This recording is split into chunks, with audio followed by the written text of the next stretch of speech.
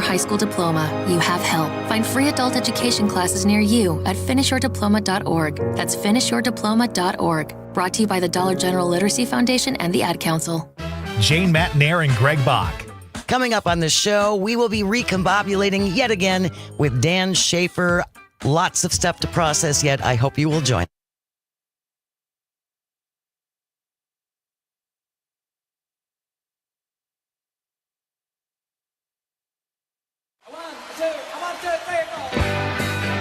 Broadcasting live from the Civic Media Studios in Green Bay, this is Nite Lite with Pete Schwaba, your inside source on everything entertainment from Wisconsin to Hollywood. Whatever gets you through the night, it's all right. And now, a guy who once planted evidence so he could make a citizen's arrest, Pete Schwaba. Welcome to Nite Lite. Ladies and gentlemen, great to have you with me. It is Thursday night. The weekend is right around the corner, and this is a great way to do it. Let's do this. It's a gorgeous day, at least in northeastern Wisconsin. It was beautiful today. It was not like in the 60s like it's been, but, man, sunshine and just it was great. Conrad, was it nice at your apartment? I'm wearing shorts right now, so you tell me. Well, you wear shorts anyway, so how am I supposed to... No, it was beautiful. I enjoyed a nice walk outside today just because you won't get many more of those. No, we will not. So I'm going to enjoy it while it lasts as well. Took a nice long walk today myself. Got here. It's weird, though, because now I'm getting here and it's dark. Like when we started doing the show last December 5th, I think was our inaugural Nite Lite. And then, it got, I don't know, it's been so nice driving here, at least one way driving in the light. It's been dark. Like, I didn't get here till 5:30 tonight. So it was very dark already. Driving home in the dark. So that's kind of depressing. It's finally sad gelato. But, whatever. That's what happens when you celebrate the four seasons. So I hope everyone had a wonderful day today. Whatever you're doing, whatever you did today, whether you were talking, still lingering election talk, listening to your boss who you don't like, whatever it was, it's great to have you here. Let's escape a little bit together and talk about the things that make us happy. Like, of course, what I'm talking about is show business, movies, TV, comedy, music, fun stuff happening in Wisconsin. Let's get into it. Conrad, how are you today? I think just the nice weather enough makes me feel better, Yeah, it's crazy, too, because it's supposed to be like, at least here in northern, now we're north. I don't even know, like in Milwaukee, Madison, not that it's like in the high 70s there, but it could be even a little warmer. Like this whole week, I think it's supposed to be in the 50s and sunny. Yeah, if I'm not mistaken. I heard that tomorrow is supposed to be 50 as well. I haven't checked out the other days yet, but right. I definitely heard about tomorrow, and I'm excited to wear more shorts. I bet you are. Look at these days of the year. National Men Make Dinner Day. I thought that was stupid. What year is this? I put that on there because exactly. That's hilarious. I think I'm going to switch up the old question of the night here because I have something else came to my attention. Are you on LinkedIn? Yeah. All right. So lately, I've been getting these updates from them, and I don't really use LinkedIn. For people in my line of work, it's not really that helpful. They don't hire writers, or I guess they hire some radio personalities on LinkedIn, but, I don't really comb the site for that. Obviously, I have a great gig here. I love it. But I do get these notifications from the network, or from the LinkedIn network that say, Pete, it tells you, what is going on? Someone has a birthday that I don't know that works for IBM in Seattle. What? How am I supposed to leverage? How am I supposed to network with that? And showbiz people, they're on LinkedIn, but they don't really do much.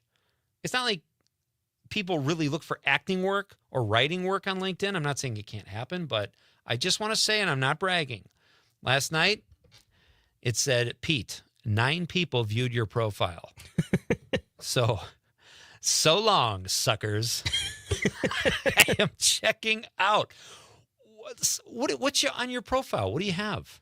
So I got to say, I fell for the trap one time, and I paid for... You got premium? I got premium. Because I was like, it was before I just graduated college, and I was kind of scared because I have my whole life before me right there. Sure. And you know, some people around me when I graduated, they're like, "Oh yeah, I got a job already. I already internship with them. They just put me on full." My internship didn't go like that. I got experience there, but they're like, "We don't need you at that position. So thank you for your work, though." So I was like kind of nervous about. But did you get it because of LinkedIn? I got this job. I did not. I No, got not this one, but your internship.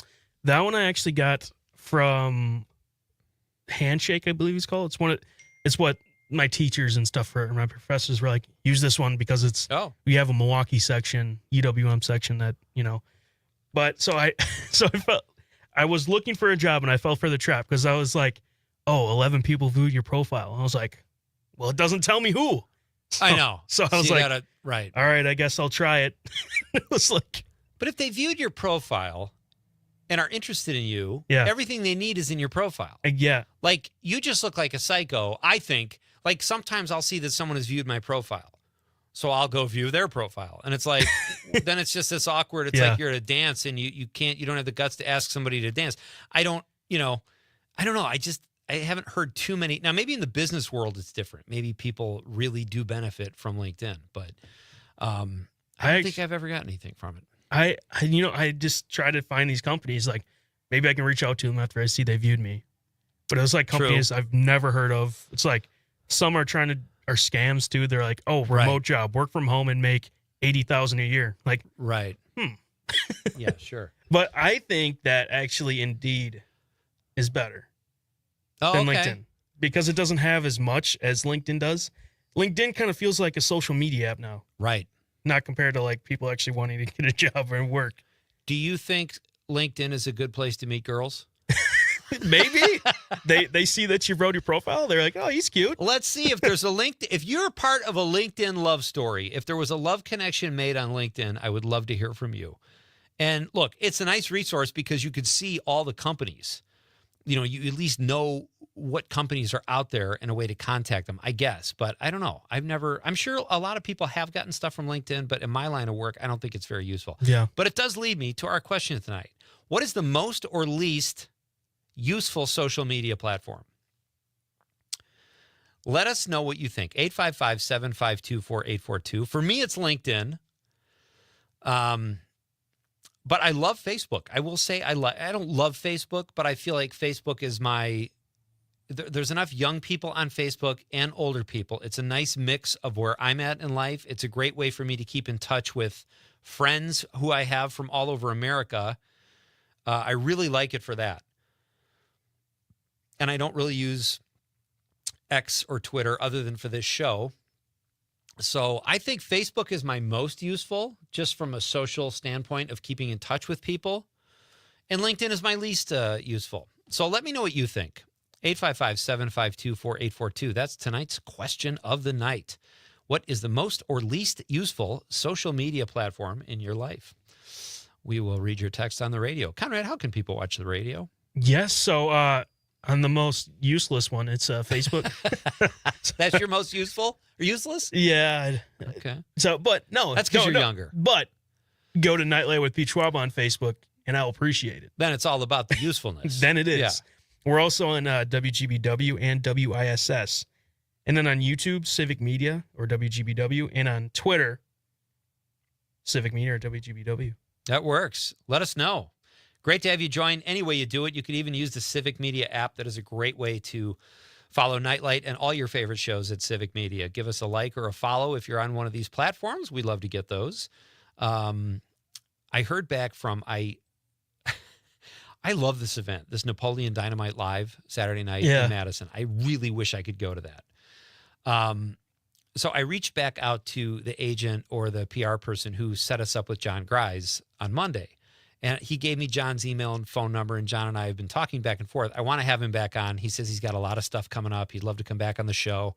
But I said, if you want to get John Hader on the show or Ephraim Ramirez, who played Pedro, I said, we have a slot open Friday night. We could make one last push for tickets and talk more about this awesome event, Napoleon Dynamite Live. I don't know why more places don't do that. Yeah. Have the cast of a movie there. That's so cool.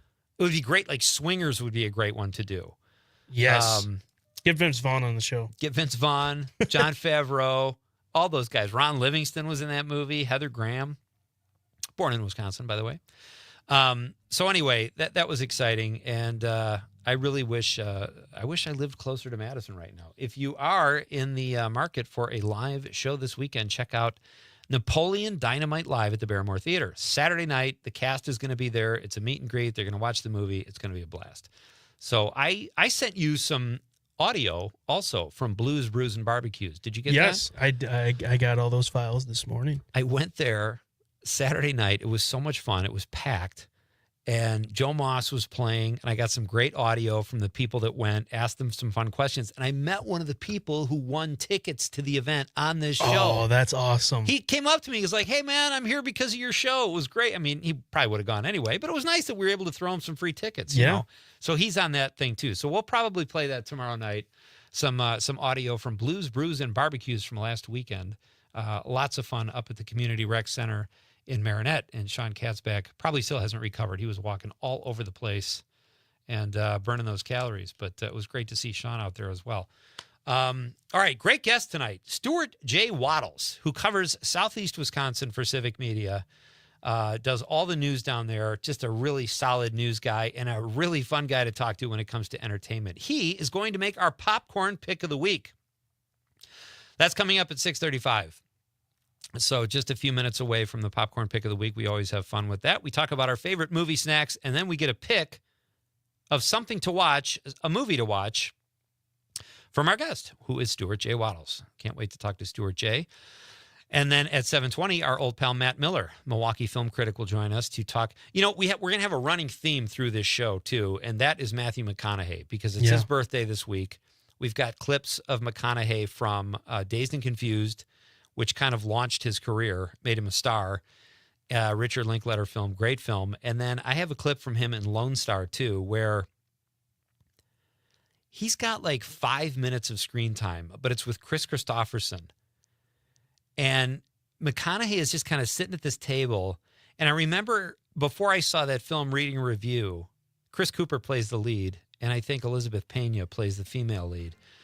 And they were calling him the next Marlon Brando. Now, I don't think that's happened, but Matthew McConaughey, he is a really good actor, whether he's doing comedy or serious stuff or whatever. So we have a clip from Lone Star. We've got some clips from Dazed and Confused coming up. We'll talk about that. Stuart J. Waddles is here. Matt Miller is here. And we're going to talk about movies that are coming to the theaters this week next. There's some really good ones that are reviewing very well. And believe it or not, a couple of them are Christmas movies. Are you kidding me? Opening November 8th? That's insane. But we'll talk about it next on Nightlight with Pete Schwaba on the Civic Media Radio Network.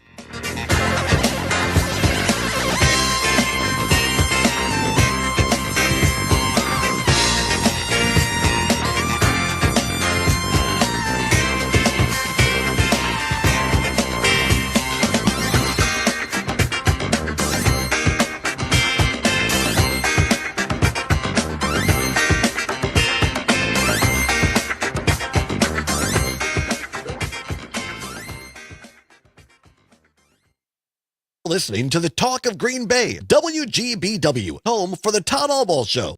Wisconsin has many state symbols, but did you know there's an official ballad? Oh, Wisconsin, land of my dreams. Oh, Wisconsin, land of my dreams, composed by Sherry Sarazin. I don't think it was an hour, and I had the music matched up. With long ago help from her grandmother.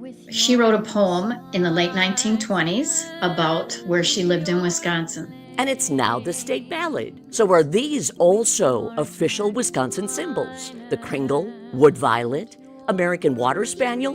The answer coming up.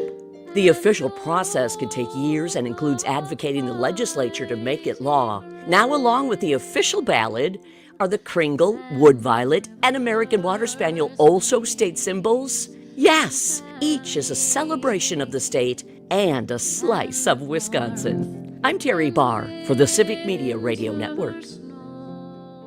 The Dom Salvia Show. Jeannie from Eau Claire. I am thankful for Civic Media, the on-air talent, the technicians, the producers, the news staff, and especially Mr. Sage Wild. It's a very, very sad, shocking day for me, but I still have hope because I have hope in you guys. Keep up the great work. Thank you, Bye. Jeannie. You give us hope. Appreciate you listening. The Dom Salvia Show. Weekdays from 4 till 6 on the Civic Media Radio Network and on the Civic Media app. Doctors Without Borders is delivering life-saving medical care where it's needed most in communities around the world. From bandaging war-wounded patients in Sudan to providing clean drinking water in Haiti, we're in more than 70 countries worldwide, bringing patients from sick to recovering, from emergency to aid, from crisis to care. This life-saving care is made possible by a global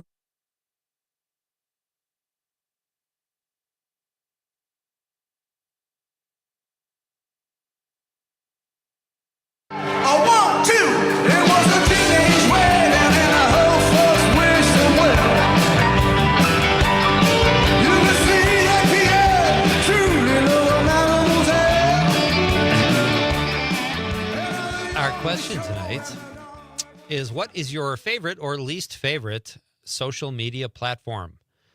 Mine is LinkedIn. My least useful is LinkedIn because in my line of work, people aren't going to LinkedIn. My most useful is Facebook. I keep in touch with a lot of people that way. Conrad, did you answer that question? I'd say the most useful one I use, if we're saying the one I use the most regularly, it would be probably Instagram. Okay. I use that one the most. But also, I'll do like a 1A and 1B for that. Okay. Reddit is just, you search for anything on whatever, Google or any Safari or whatever, you will get an answer from some Reddit discussion. Yeah, that's true. But you don't know if it's true, but... Is that considered a social media platform, though? It seems like more of a... I don't know, because do you have a profile there? Yeah. Oh, okay. Yep. A lot of discussion on it. I use it sometimes. I don't say I use it really that often. Yeah. But if I just like have a question about like, I don't know, technology somewhere, find it's probably somewhere on there. Interesting. But I would actually probably agree with your use. It's just LinkedIn, I don't use that often, especially when you have a job that you like. Yeah. Then you're just like, well... I see a lot of people like posting more about what their company does. Right. I think that's useful. But on the other side, you're like, I don't check it that often, too. Like, if I wanted to keep up with LinkedIn, I'd have to go, I have to respond to birthday wishes from 3 years ago because I just don't check it that often. And, but, that's just me. I think, obviously, some people get some use out of it. Annie in Watertown. Where are we here with our text? I cannot find. I am completely... Okay, there we go. Sherry says, good evening, Pete and Conrad. Good evening, Sherry. Great to have you with us, as always. Sherry says, I keep in touch with Facebook. Don't have any other but Instagram. See, the gram, I look at like it's Facebook, basically. But it's... Yeah, it's the same company. It's basically, it's the same company, and I just think you can get a little more detail with Facebook. But if you just want to, if it's just a photo or something, I do use Instagram for the reels. I love watching the reels. Yeah, they're hilarious. Just great. And I honestly, I cannot even, I have tears in my eyes sometimes when I'm watching some of the reels. Sherry says, she's Facebook friends with me. That is correct, Sherry. You're one of my valued Facebook friends. And one of the ones I actually know. I don't even have a ton of Facebook friends. I think I have like 1,600, and that's a lot. But most of my friends, they have like 5,000, like they're maxed out. Wow. And they use it as followers, like in their stand-up career, acting career, whatever.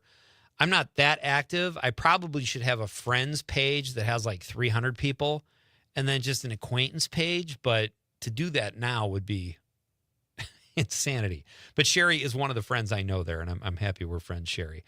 Annie from Watertown says, to the Pete Schwaba Show, family of 5 girls. 2 husbands are the meal guys in the house, 1 in equal competition, 1 fairly competent. 1 single gal finds competitively competent fellas more often than not over 40 years. Yeah, I mean, she continues. She says, so in the age of baby boomers, I guess guys are already able to step up. Next generation, best chefs are my nephews. Interesting. I mean, I will say I don't really necessarily like to cook, but when I make something, I think I do a pretty good job. I like to make occasionally I'll make Asian food at home or like Mediterranean food. And I'm very meticulous when I do it. So it tastes decent, but I can't my my wife will just cook something and it's very good. And she'll do that often. I have no desire to be that person. Do you ever make peach cobbler? Oh God, I wish I did. Peach Schwaba's making peach cobbler. Stop in for Peach Schwaba's peach cobbler.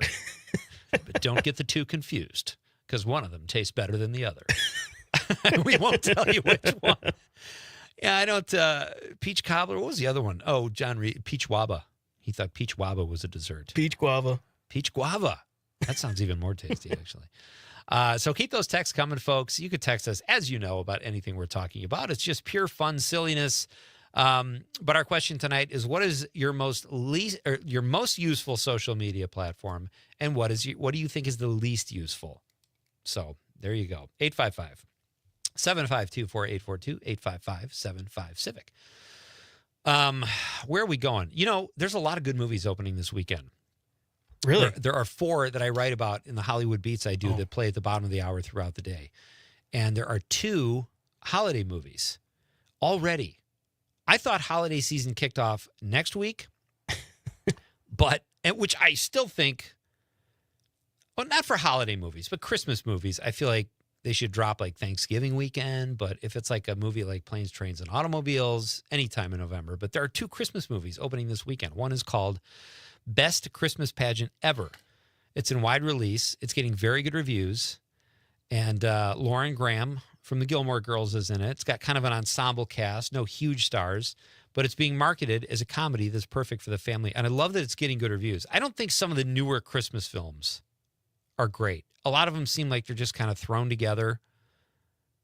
It's not like Frank Capra putting his heart and soul into, It's a Wonderful Life. Or even Home Alone. I mean, yeah, some of them just seem so contrived. But another Christmas film opening this week is, and it's in limited release, so probably Madison, Milwaukee, maybe Green Bay. It's called Christmas Eve in Miller's Point, a comedy about some teenage kids getting together at Christmas in their house for maybe the last time. I don't know if they're selling the house or what, but they get into hijinks around the town, crash a couple things. It sounds fun, and it's getting a crazy... One of these films, what one was it? I think it was the Best Christmas Pageant Ever, is getting a 100% favorable audience score and an 86 from critics. This one, Christmas Eve in Miller's Point, is getting an 86 on Rotten Tomatoes. So both of those are getting an 86. That's incredible. So, yeah. My theory, I think critics are a little more lenient these days, but 2 good ones to check out. And then if you want horror, Hugh Grant is in a film called Heretic, where he plays Mr. Reed, who takes in 2 missionaries and makes their life literally haunts them. Oh, I saw the commercial for that. That scared me. Did you say the commercial? The trailer. Sorry, the trailer. But that's getting good reviews too. Yeah. So, and then there's another one, Weekend in Taipei, I think it's called. Action, like a Mr. and Mrs. Smith thing.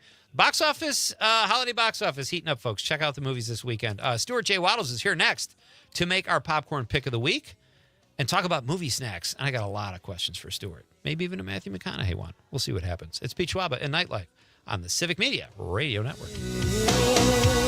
Every day sunshine.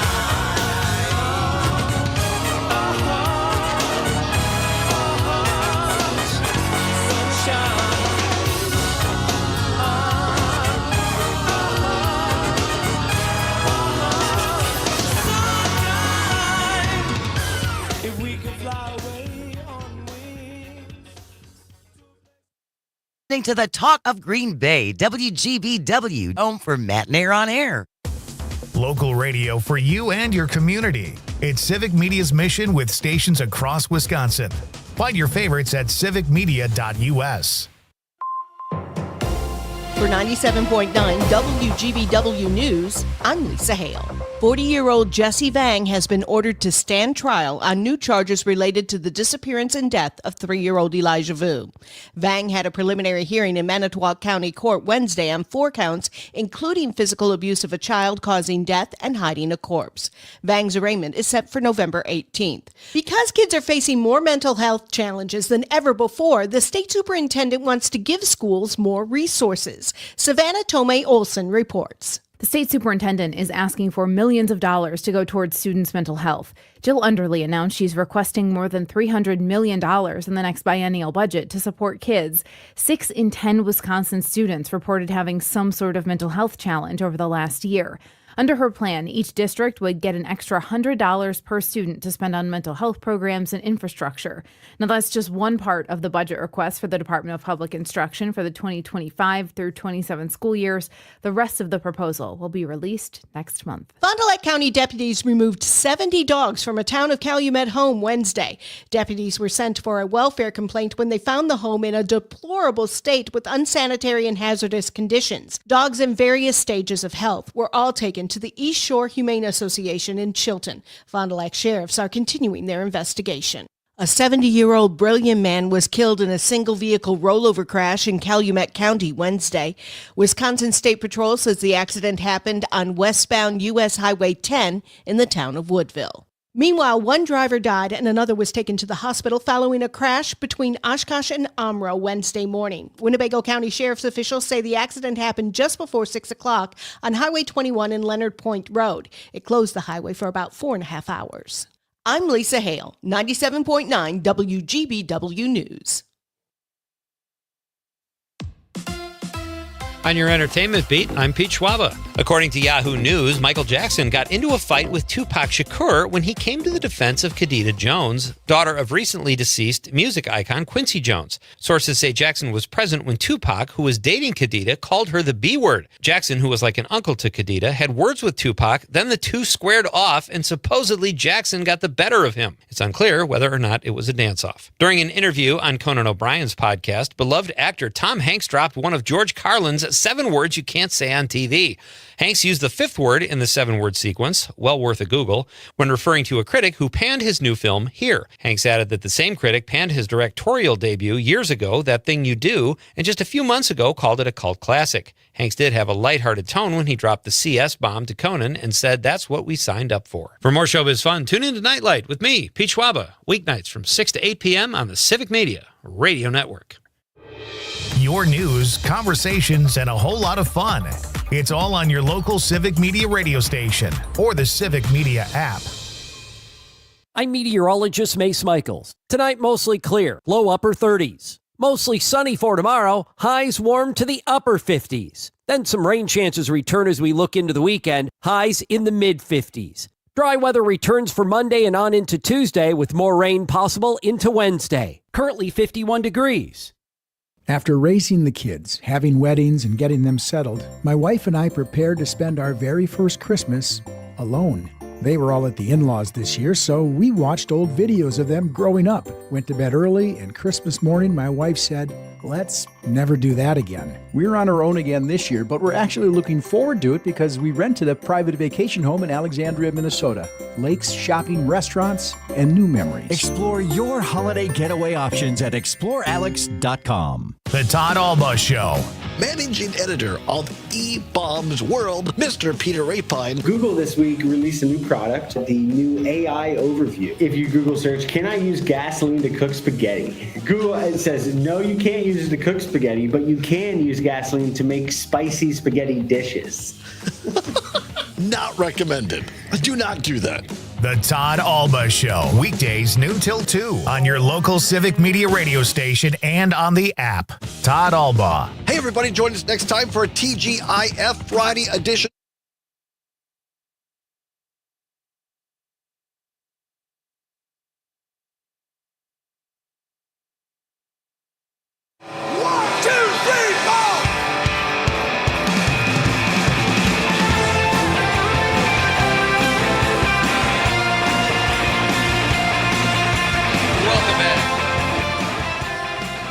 Our question tonight is, what is your most useful or least useful social media platform?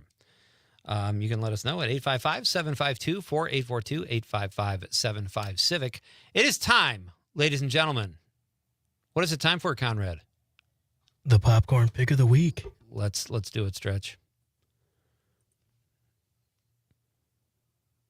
Do we have Yeah, we have fancy music or something. Yeah, some build up or what are we waiting for here, Connie? Pop.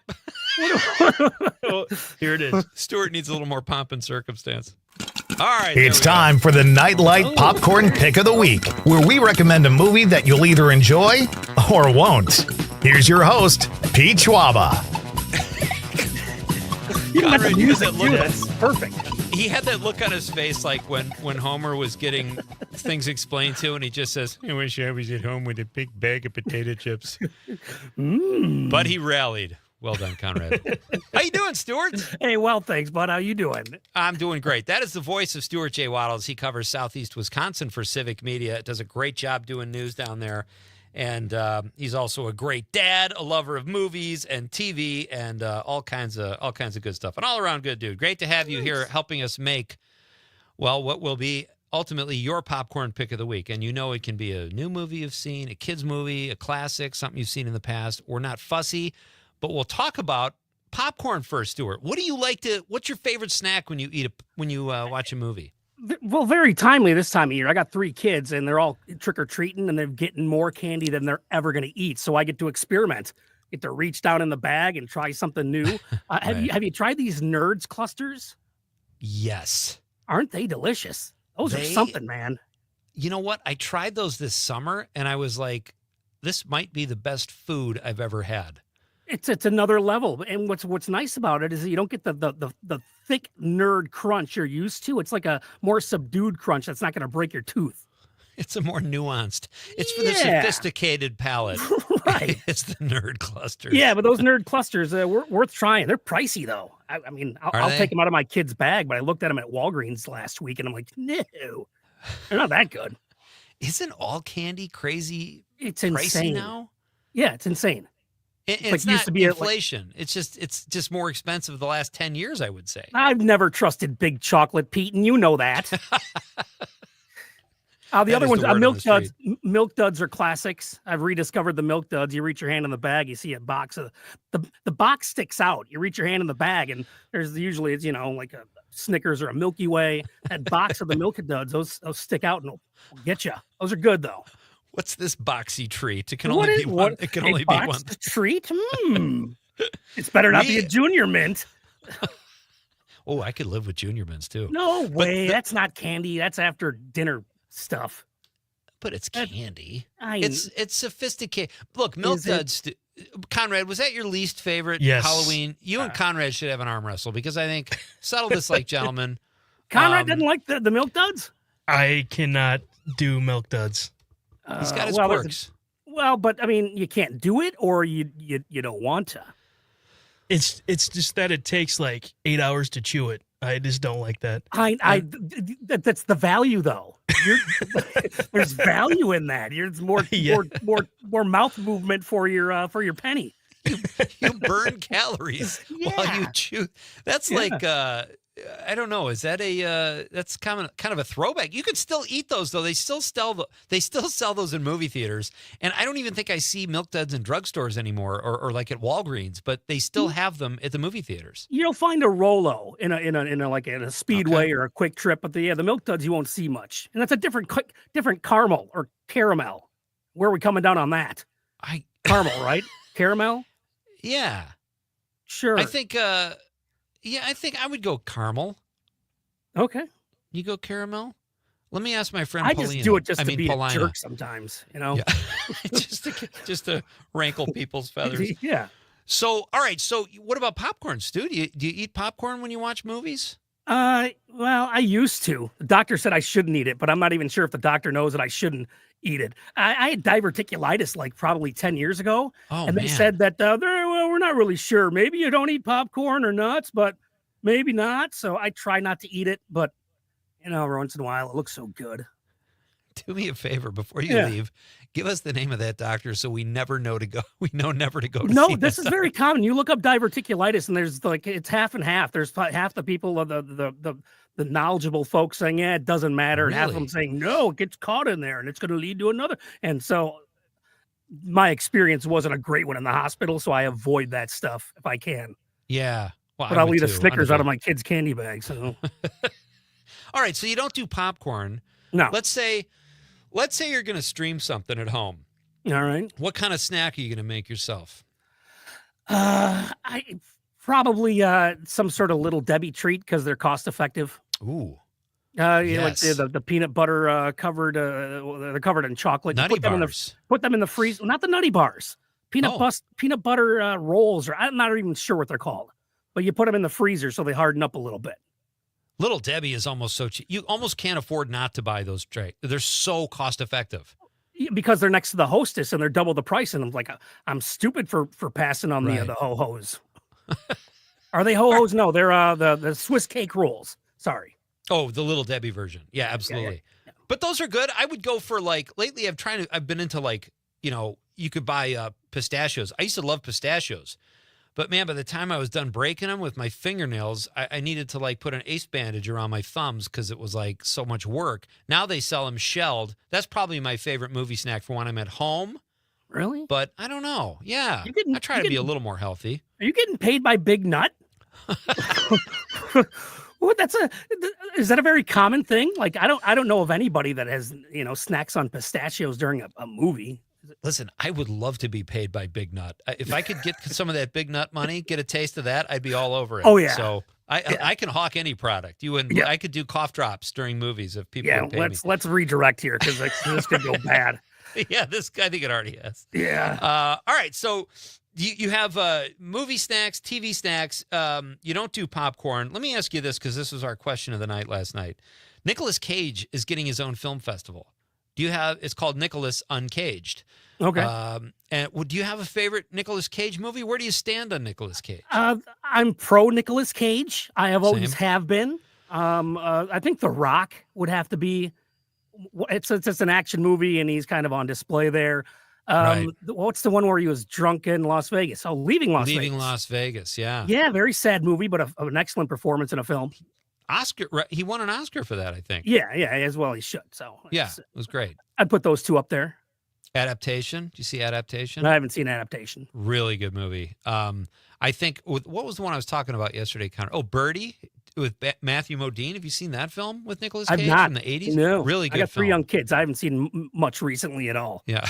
Okay, fair enough. What I do see coming across about Nicolas Cage is I see that interview from Italian TV or some sort of European show from the 80s when you could tell things were going on. He comes out acting like a madman, and you can tell probably he's on something. Yeah. Really? Yeah. I've never heard that. I'll put that in the chat. Yeah. Let's start a rumor. What about The Unbearable Weight of Massive Talent? Have you seen that Nicolas Cage film? No, I haven't. I'm dude. way behind. I think I need to get to this film festival. Let's go. Is that suitable for kids, Conrad? No. Oh, it's not? But I don't remember anything. It's so funny, though. You would love it. Maybe Yes. not for the kids. it's though. not for the kids. Okay. But they talk about a movie in that is for the kids. Paddington 2. Paddington 2. They really like that movie. Yeah. He gets an arms dealer, brings him to an island for his birthday because he's the biggest Nicolas Cage fan and pays him a ton of money, and Nicolas Cage needs the money. So he's kind of making fun of himself because he's been at that point in his career where he's done movies, obviously, for the money. And this gun runner, his favorite movie is Paddington 2, and they watch it together. It's a very sweet scene, a very funny scene. It's a really good movie. I think you'll dig it. All right, so what movie star, Stuart, do you think should have his own movie festival, aside from Steve Guttenberg? God. Dom DeLuise. Ooh, that's a good one. Dom DeLuise. Is there enough of them? I mean, you could just do a Cannonball Run weekend feature, do a double back. You got Cannonball Run, you got Blazing Saddles, you got Fatso. Yeah. The End. I think he was in that movie, The End, with Burt Reynolds. Love Dom DeLuise. Yeah, but Burt Reynolds, I think, would be almost too obvious. But there's plenty of material to mine there with Burt Reynolds. You could Absolutely. do 2 full days of films. That's true. That's true. And a wide range. Absolutely. All right, so I think we're ready. It's that time of the week. We're going to get our popcorn pick of the week. I know Stuart's got a good film he's going to recommend. Conrad, are you ready, Stu? Oh yeah. All right. Conrad, if you please. Here is the Night Light Popcorn Pick of the Week, brought to you by Stuart J. Waddles, who covers Southeast Wisconsin for Civic Media. Short Circuit, 1986. Whoa. Yeah, looking back, I think it's kind of problematic for some because of Fisher Stevens' performance. Have you seen this film, Pete? Have you seen it in a while? Years ago. Yeah. I'm hit or miss on Fisher Stevens, but what did he do? Well, I think they would call it he's working.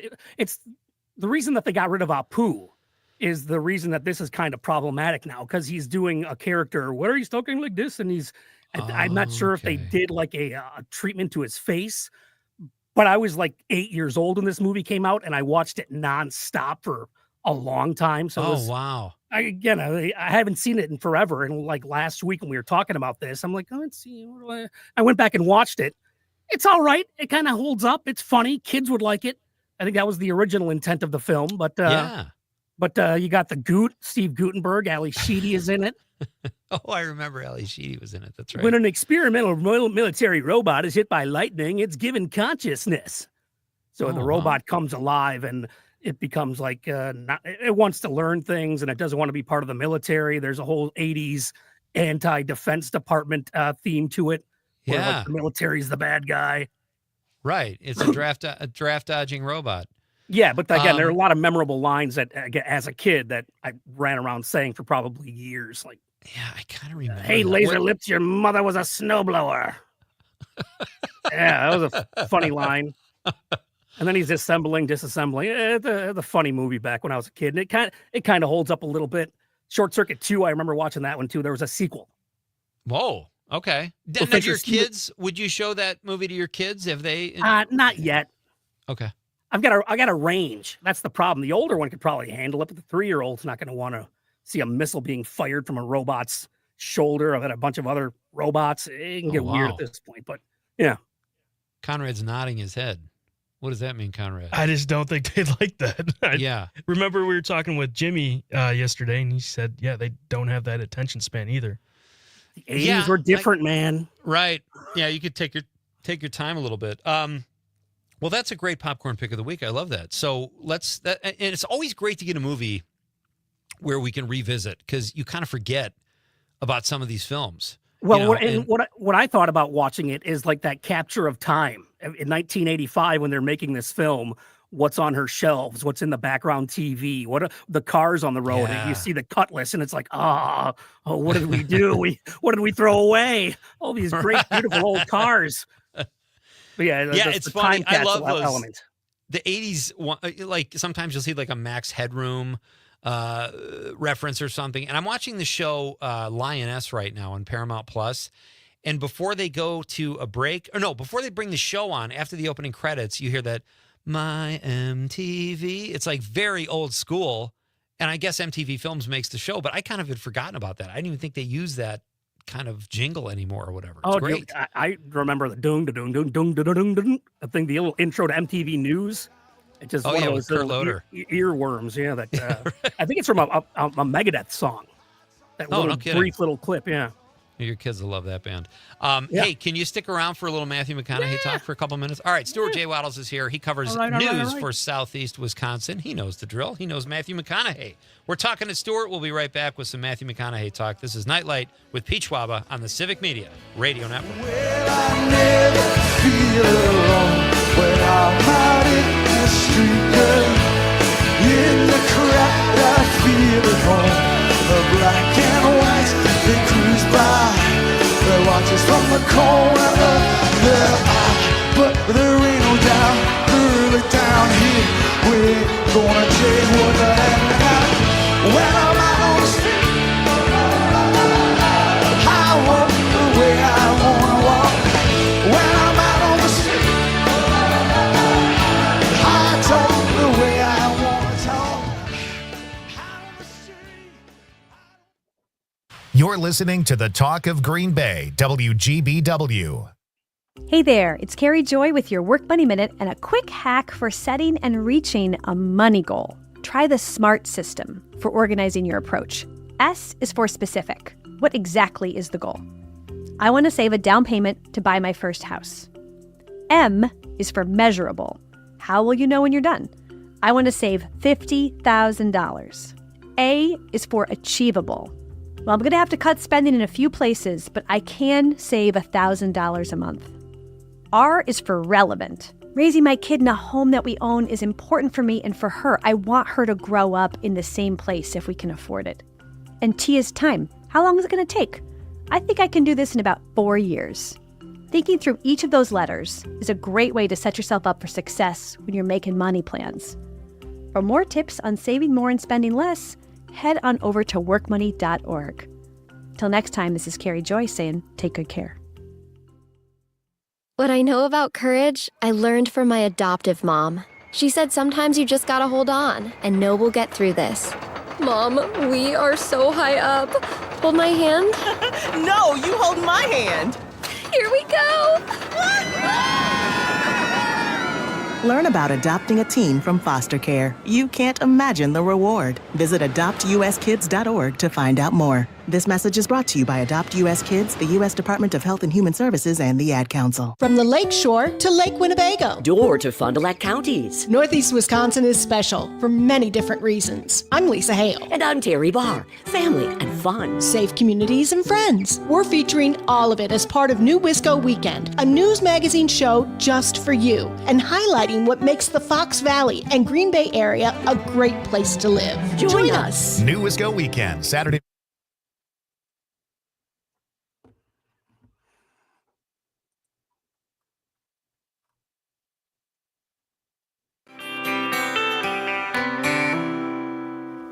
There's a problem, feathers, iron, bargain buildings, weights and pulleys. Tom from New Berlin says pistachio rocks. Pistachios, I think he meant pistachios rock. Pistachio rocks. Just one pistachio rocks. I like opening them, but yes, unshelled, you can binge. And you know what's great? They have, Tom, I don't know if you've tried these, but they have like a sea salt and pepper. It is a dynamite snack and kind of healthy. You can kind of tell yourself this is better than chips because they have fiber, you know, all that kind of stuff. Tom says, Stephanie. Oh, is that a Nicolas Cage film? No, it's from Short Circuit. Stephanie. That's what the robot says. All right. The Tom from robot Berlin says he loves the movie, Stu. And then he continues and says, Jim Carrey, Jerry Lewis, love the actor, seeing TJ Miller at the Improv. Thanks, Pete, at the end of the You Put My Hair Fire. It's voice to text, man. That's what I'm guessing. I'm thinking Tom is doing voice to text. All I know is Tom's a good dude, and I think he was going for something good there. He says enabler. Bridget from the 818 says, not into Facebook. Find a lot, if not authentic. Tired of hearing about everyone's absolutely wonderful and perfect life. I like TikTok, entertaining and educational. Okay, that's our first TikTok one. Stuart, do you have a social media platform you find really useful and one you don't? I'm with Conrad. I'm with Connie. Reddit can be very useful if you know how to look and know how to search. Because the Reddit search stinks. If you use Google to search Reddit, you're far better off. And there's there's a whole lawn care subreddit. So if you've got a question about when to put some grass seed down or when to aerate, I mean, it's a great resource for that kind of things. And like he said, technology. Usually if you're running into some sort of problem with the computer, there's somebody else out there that has had the same problem, and you could figure it out by searching, and Reddit is usually where I end up when I'm trying to figure those things out. So Reddit's useful. I find X is very useful for news purposes. TikTok I got no use for, and the Instagram, it's just not my age bracket. It's not where I should be. It's not where I should be hanging out. I agree with you, like when it comes to technology stuff with Reddit, because I've always used Max. I have a love-hate relationship with them. But I cannot believe the detail people put into trying to help other people. I love that. Someone's taking time out of their day, and they're saving you a trip to the Genius Bar at Mac or whatever, or at least in my case. I mean, yeah, it's fantastic. So I totally agree with that. Maybe I need to use Reddit more. That's cool. Well, and it's currently Reddit. It used to be forums. Like you had to go into each of these individual forums for like the AV wiring, or if you were into old school gaming emulation, you had to go into that forum. But now it's Reddit has got the subreddit, and it's all kind of broken up there. But there are elements of garbage on that website too. Have you seen their forum about how to make a fertilizer bomb? Really helpful. No, I don't know, but I'm going to call the feds right now on you. Okay. They already have a file on me. Relax. Stuart J. Waddles is my guest. He covers news for Civic Media in Southeast Wisconsin down at WRJN. Beautiful studio. WRJN, WAUK, taking care of the Wisconsin side of the megalopolis. Fantastic. Where are you at with Matthew McConaughey? It's his birthday this week. We've got clips we're going to play after the news break. When I love him, I love him. And then he does some bad movies too. You could say that about a lot of actors, but I really do think he's a good actor. Well, I'm going through and look at everything that he's done. And again, I got 3 young kids. So like in the past 10 years, movies ain't my thing. I haven't been able to watch anything. But looking back at the ones that he's done, they're like Tropic Thunder, I think is almost my all time. It might be my favorite top 3. But was he in that? I don't even remember him in that. He was the agent. Wasn't he the agent that was working for? And I think from what I read, Owen Wilson was originally meant for that role, but he had some issues, so Matthew McConaughey was brought in to be the agent. But Dazed and Confused, love it. Was great. Yeah, great. And then animated movie. He did a voice as I think it's a koala bear on this movie. Sing. It's a bunch of animals getting together. Sing. Yeah, Sing's pretty good. He was Great in that, movie. and it's one of those performances like it's. He does a good job with the voice acting. Like he kind of takes you out of being Matthew McConaughey, which is difficult given that guy's voice. Given that guy's voice, and I don't know if you ever seen a film called Lone Star? Chris Cooper and Elizabeth Pena are the 2 leads. No. It's kind of a noirish Texas movie, a mystery. Chris Christopherson plays a really bad sheriff, and McConaughey has a scene where he's in the film, he's Chris Cooper's dad, and they're flashbacks, and they show him confronting Chris Christopherson. He's so good. After that 5-minute scene, people were talking about him as the next Marlon Brando, and he obviously didn't become that yet anyway, but he was so good and so scene-stealing in just a short amount of time. I know what you mean. I know what you mean. I got 3 Lincolns in my driveway.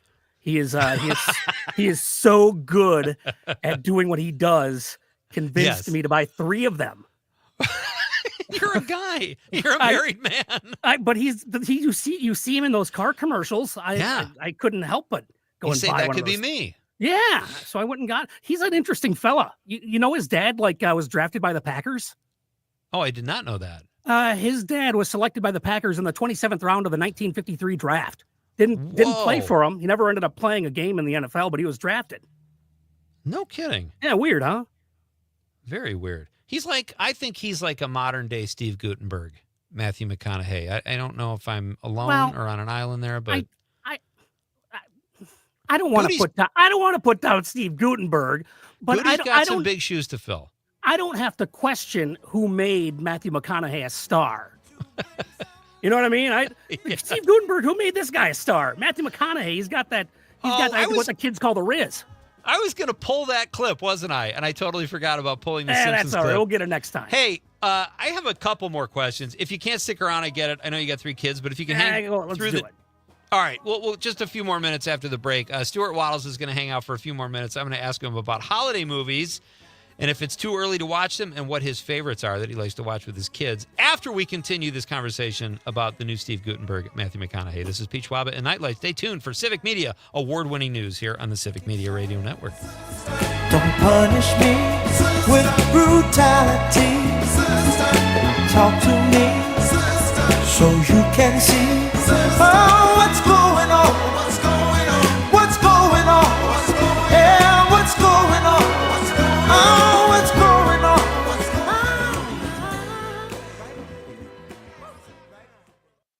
Listening to the Talk of Green Bay, WGBW, home for Nightlight with Pete Schwaba. On the next New Wisco weekend, we're honoring veterans for their service. I'm Lisa Hale. And I'm Terry Barr. A special program brings veterans home. Another teaches guitar and so much more. Saturday morning at 8, Sunday at 11 on WGBW and WISS. The Maggie Dawn Show. It is absolutely disgusting for conservatives to suggest that because someone is poor or struggling, that they lack judgment. If anybody needs morality policing, it's rich folks, for crying out loud, not people who are struggling to put food on the table and keep a roof over their heads. The Maggie Dawn Show, weekdays from 2 till 4 on your local Civic Media radio station and on the Civic Media app. This is your hometown radio, refreshed, keeping you informed, entertained, and connected locally across the Civic Media network. You're listening to the Talk of Green Bay, WGBW 1590 AM Denmark, W250CV Green Bay, and always streaming on the Civic Media app. ABC News, I'm Mike Dubusky. Evacuation orders are in place in Los Angeles and Ventura counties as fast-moving wildfires threaten dozens of homes in Southern California. Local resident Jan is picking up the pieces of her home destroyed by the wildfire. I have to have some memories. I got 2 birdhouses. Officials say the fire is completely uncontained. The president-elect has picked his White House chief of staff, Susie Wiles, who managed the Trump campaign, will become the first woman to serve in the position. Pennsylvania Secretary of State Al Schmidt says there are still at least 100,000 outstanding votes in the nail-biter Pennsylvania Senate race between incumbent Bob Casey and Republican Dave McCormick. The Federal Reserve is cutting interest rates by a 1/4 point. Chair Jerome Powell says it's because inflation is cooling. Inflation has eased substantially from a peak of 7% to 2.1% as of September. This is ABC News. If you're living with dry age-related macular degeneration or dry AMD, you may be at risk for developing geographic atrophy or GA.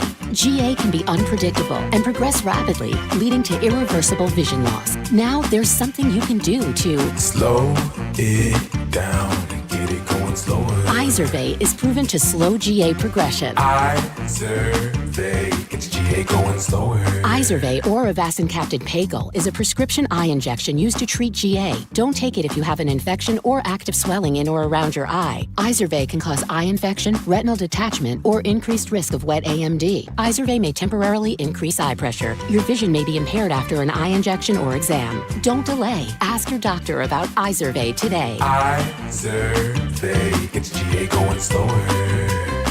Visit Izervay.com. That's IZERVAY.com. For 97.9 WGBW News, I'm Lisa Hale. Today, Tammy Baldwin delivered her victory speech in Madison, pledging to work with those across the aisle. We deserve a politics with less vitriol, less division, less hatred, and fewer lies. Actually, no lies.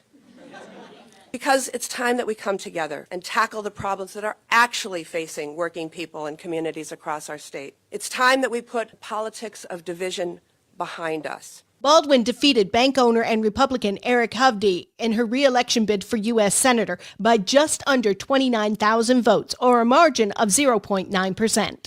Wisconsin Assembly Representative Lori Palmieri of Oshkosh has won re-election. The Assembly District 54 Democrat incumbent defeated challenger Tim Patterson by 413 votes. Other area races that are still too close to call are for Assembly District 53, where GOP candidate Dean Coffert appears to be winning by less than 400 votes, and Assembly District 88, where Benjamin Franklin, a Republican, has 221 votes more than Democrat Christy Welch. Most everyone agrees sauerkraut is It's the Bucks and the Jazz. Hi, I'm Mike Clemens with sports. The Bucks and the Utah Jazz face off tonight in Milwaukee. Both teams struggling with 1-6 records. Is there pressure to finally snap this 6-game losing streak? Doc Rivers. No, this is a positive group. Like, we believe we're a really good basketball team that has played poorly. You know, last 2 games, you can say we played well and lost the games. The Boys and Girls State High School Volleyball Tournament is underway in Green Bay. The boys' final for the state title is tomorrow night at 7:30. Saturday night for the girls. NFL linebacker Preston Smith on why the Packers traded him to the Steelers. To be honest, a few weeks ago I requested a trade. I didn't feel like I was being useful in the system, and it wasn't catering to my play style. And moving forward, like I wasn't surprised when I got the call. It's like, you know, I got what I asked for, and I'm at a great place with some great teammates. And, you know, I'm excited for the new start, and I'm excited for the rest of this journey for this season. That's Steelers linebacker Preston Smith. With sports, I'm Mike Clemens. I'm Lisa Hale with WGBW News. Your news in depth. Find it in the news section at WGBW.FM. I'm meteorologist Mace Michaels. Tonight, mostly clear, low upper 30s. Mostly sunny for tomorrow, highs warm to the upper 50s. Then some rain chances return as we look into the weekend, highs in the mid 50s. Dry weather returns for Monday and on into Tuesday with more rain possible into Wednesday. Currently 51 degrees. The Dom Salvia Show. I had somebody recently in one of the classes I was teaching saying to me, I don't do politics, Mr. Santa. I don't spend all my time watching MSNBC and reading the opinion columns. I get that. You might not do politics, but sooner or later, politics is going to do you. Yeah. You got to have some basic level of understanding of what government is about and how it functions and a little bit of the history of it. You need to do enough. The Dom Salvia Show. Weekdays from 4 till 6 on the Civic Media Radio Network and on the Civic Media app. Lena Bloom for the Bail Project. Imagine you're stuck in a jail cell and you can't afford bail and someone offers you a way out. Just plead guilty and you can go home and kiss your kids goodnight. What do you do? What thousands have. You plead guilty whether you are or not. Cash bail makes poverty a crime. That's why the Bail Project helps those who can't afford it while fighting to end cash bail. Because freedom should be free. Brought to you by the Ad Council. Dom Salvia. Next time, Civic Media's own Earl Ingram Jr. will join me. We'll talk about what comes next in the Trump administration. Plus, is Donald Trump our retribution or our...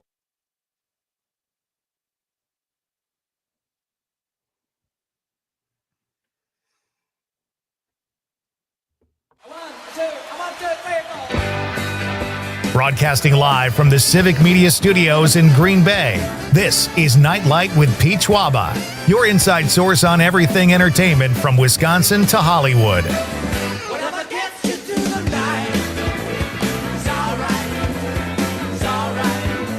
And now, a guy who does his own stunts, Pete Schwaba. Welcome back. We just heard from Civic Media Operations Chief Aaron Carreno. He does not like he does not like LinkedIn either. He doesn't think it's a good one for radio. It's starting to ask you for a code all the time, especially in the radio biz. Okay. I think Aaron's on Facebook though, but don't friend him. He's a very private guy. My guest is Stuart J. Waddles. He is here. He made our popcorn pick of the week tonight, and he recommended Short Circuit going back to 1985, right, Stu? It was made in 85. It came out in 86. 86. Okay. So It was a if you're looking for a trip down memory lane, check it out. It is a kid's film, depending on the age of your kids, I suppose is how you would say It was that, a right? kid's film for kids in the 80s who were drinking out of the hose. Yeah. So unsanitary. Yeah, but it was a kids movie back then. It was Ali Sheedy in her height of fame. Yeah. So what did we conclude any? Oh, there must have been a dog you. in this studio. I know. I'm having a sneezing attack. Yes. Think Gutenberg. Gutenberg. I tried to work Steve Gutenberg with that too. Gutenberg height. Gesundheit. Yeah, there you go. Stuart, are you watching any new shows for you, not just for your kids, but something you're sitting down at night to kind of unwind with? Nope. Okay. No. Just It's kinda kids dead go at to your bed, feet. sit there, look at my phone for a little bit, start to doze off. But again, I'll never stop recommending this show, Bluey, and I'm not sure if you've seen it yet. Oh yeah, you said But that. it's a kids show, but it could be it's top 5 of all shows of all time. It's got the most heart of any show you've ever seen. There's a couple of them that they'll bring a tear to your eye. They're just very sweet. They're sentimental. They're funny. It's a great kids TV show out of Australia, but it's all over Disney now. And most parents I have heard of Bluey by now at this point. Great It's kind show. of like when Barney was really popular and then they commercialized him. Well, but it's different because parents didn't want anything. Parents wanted to go out and strangle Barney. Parents now want to hang out with Bandit Healer and try and emulate him. Oh, I got to check this out. That's fantastic. You really All do. right. I'll send you Well, a couple episodes that'll really Yeah. solidify it for you. That's how I'll actually watch it, because I say I'll watch it and then I leave and I drive home and I forget. But if you send me a link, I would absolutely watch it and check it out. Yeah, That'd be great. I'll get you one or two of them that it's absolutely you got to see. Is it too early for holiday movies? No, my wife was admitted to me earlier. She's already started, and my little girl got hooked on an Elmo Nutcracker PBS thing last year that I recorded, and she requests it throughout the year. So the Nutcracker is Oh my played gosh. every other month or so. She remembers and wants to see it. Yeah, but Same there's music, what? but Elmo? Same music, but Elmo? Yeah, it's Elmo that's and great. Elmo's little dog, and they go on an adventure, and the Nutcracker music plays. So It's a cute little story. Yeah, it's not something that's on in the background making a bunch of noise that makes me want to pull my hair out. Been watching a lot of those, I guess. Yeah. What do you have favorites, Cocoa Melon, Stuart, man. that you like to watch? What? I said that Cocoa Melon, man. It's just. Do you have favorites that you watch with your kids at Christmas? We've got all of the classics like the Home Alone, the Elf, It's a Wonderful Life. Yeah. Yeah, that's a great one. I always remember the Saturday Night Live skit of the what really happened on It's a Wonderful Life when they all go back and beat up old man Potter, and they're just throwing the dummy. They're throwing the dummy across the set, and it's I'm gonna come over there and kick your ass. Hilarious. Totally forgot about that. Let's find that, Con. We got to find that. You gotta find that one. What I've done, I got Plex here, and I got a bunch of old series that I like. So I made a playlist of Christmas episodes, and it'll cycle through the 30 Rock, The Office, Raymond. Everybody Loves Raymond, Wonder Years. Done. So there's a few of the classic episodes that kind of are seasonal. Yeah, but we have the mainstays. Scrooged. Scrooge is up there. Bill Murray. Do you have to sign in for Plex, or can you just go there? Once you're signed in, you're signed in. And there's multiple ways to do it. You can do it on your in-house network. You can set it up so you could be in Mexico or China and log in and watch what's on your home server. You could even make your home server available to someone else. Like I could say, all right, Pete, you're on Plex. You can have access to my stuff and go in and watch what I've got. Although they're cracking down a little bit on that. I see. I like Tubi. I tried to watch a movie. What was it? I downloaded American Classics or something like that because I want to watch this film noir called Laura. Very famous film noir. And it was like 4 minutes of movie, 7 minutes of commercials, 3 more minutes of movie, 2 minutes of it was maddening. I'd rather pay the $5. But Plex, I think Plex has commercials, but you like on Tubi, if you leave, if you don't sign in, they don't keep track of where you were. And I have no patience for signing in anymore. Nobody else needs my information. You know? Plex started off as a way for people who had like the actual copies on their hard drive to make it so you could set up a server in your home and access it through an on-screen guide. But what that company has done is that they realized that if we want to make money, we got to set up these streaming cable TV channels like everybody else has. So they do have that as part of what they're offering, but they really started as a way for people either to access their music remotely, they're keeping their movies on a hard drive, getting them on a TV upstairs, whatever.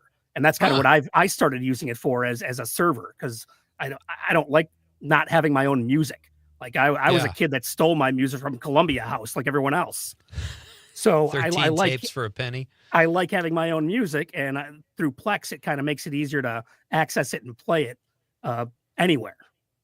That's fantastic. Stuart, thank you, buddy. Appreciate your time tonight. Thanks for making the popcorn pick of the week. And I hope we get to do it again soon. Keep up the great work down there. And SEWI. All right. That's Stuart J. Waddles. Conrad, we have to find that SNL skit. So let's. Yeah, it sounds great. I think so, Love too. a good SNL clip. We've been known to play a few of those. Definitely. So from Sherry from Horicon says, Nick Cage was one of my... what? She says, was one of my boyfriends. Love him. Old and newer movies, too. Is Sherry making a joke like I always talk about my exes, like when I dated Sydney Sweeney? Or okay. See, if you go down, too, she says Matthew is one, too.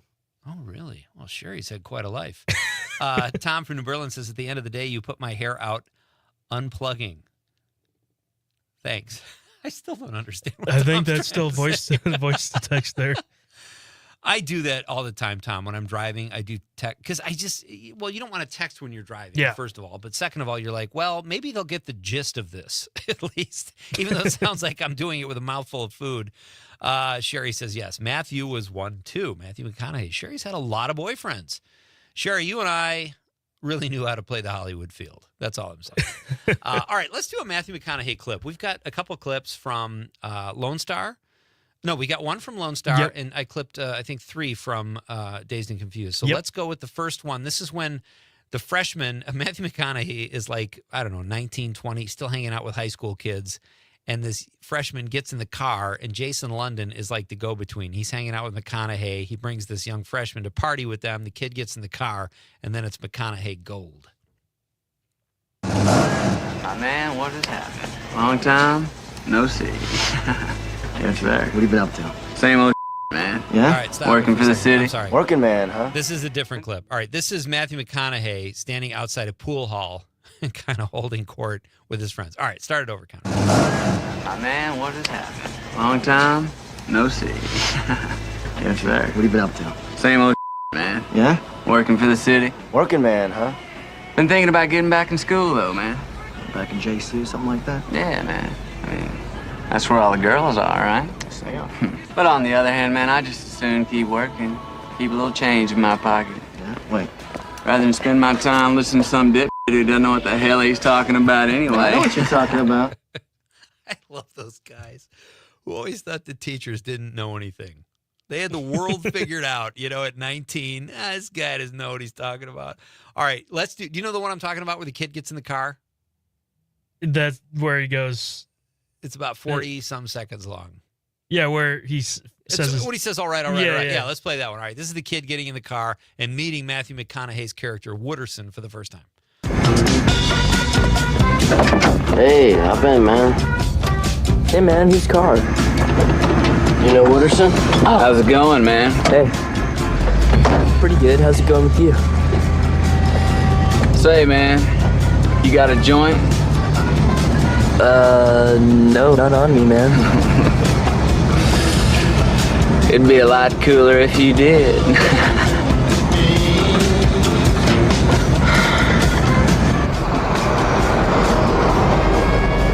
All right. There was a driving school in Marinette called Albright. And I used to do this joke. I could only use it in Marinette, but I'd say,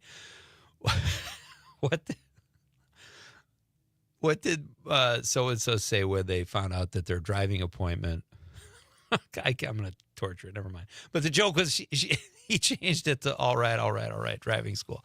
All right, we have one more McConaughey clip. Do we have time to get this one in from Dazed and Confused? All right, here's our third and final Matthew McConaughey clip from Dazed and Confused. How you doing?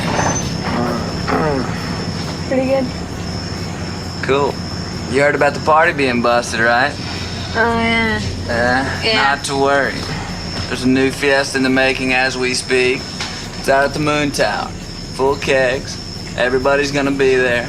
You ought to go. Okay. Okay, we'll be there. Okay. Say you need a ride?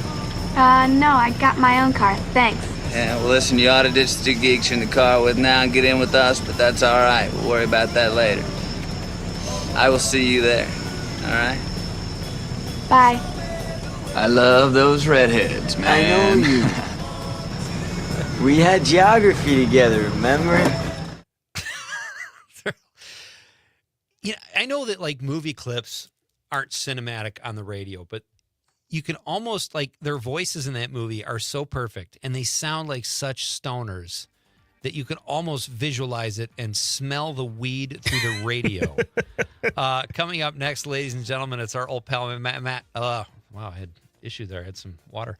Matt Miller will join us. He is a Milwaukee-based film and TV critic, and he is always a blast to talk to here on Nightlight. We'll have Matt on next after a short break on the Civic Media Radio Network.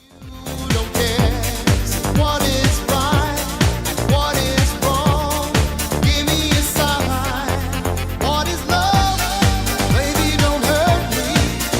Don't hurt me no more. What is love? Baby, don't hurt me. Don't hurt me no more.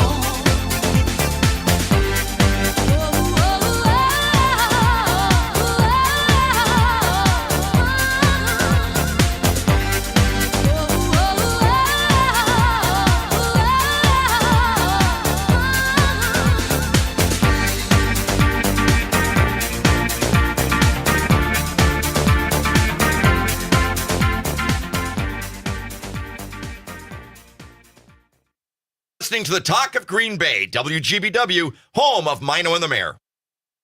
Trying to find a place to stay in Green Bay for the big draft? Go to simpleliferentals.com. Vacation rentals made simple. Our dedicated team of local experts have a passion for hospitality, creating seamless guest experiences for guests. Experience the NFL draft in a vacation home instead of a hotel room. With seamless check-in and check-out procedures and round-the-clock dedicated support, you'll enjoy the convenience of instant online booking at simpleliferentals.com, guaranteeing you a stress-free start to your vacation. simpleliferentals.com. The Todd Alba Show. Brady joining us live via phone. I tell the guys before every game, and honestly try to do it before every practice, challenge is going to come. This team is not just going to show up and allow us to walk all over them and win. Really what matters is how are we going to respond to that. And if you can adapt and use it as a learning opportunity, it's going to set you up to go accomplish darn near anything you want to. I think there are a lot of people that need to hear that message today. The Todd Alba Show. Weekdays noon till 2 on your local Civic Media radio station and on the app. The Maggie Dawn Show. The right-wing nut pastor named Joel Webbin. What God's word says is be quiet. I think the 19th Amendment should be repealed. Hashtag me too. All you have to do is publicly execute a few women who have lied. What? Let's dissuade women from reporting rapes by putting them to death. Only a few women, preferably the really loud ones. Hey, makeup. do I rate? You absolutely, I was going to get there. The Maggie Dawn Show. Weekdays from 2 till 4 on your local Civic Media radio station and on the Civic Media app. Not completing high school is more of a social thing than it was an academic thing. Even though all these years have passed, I still had that longing to have my diploma. At age 30, Carissa finished her high school diploma. If you're even considering getting your high school diploma, you can do it. No one gets a diploma alone. If you're thinking of finishing your high school diploma, you have help. Find free adult education classes near you at finishyourdiploma.org.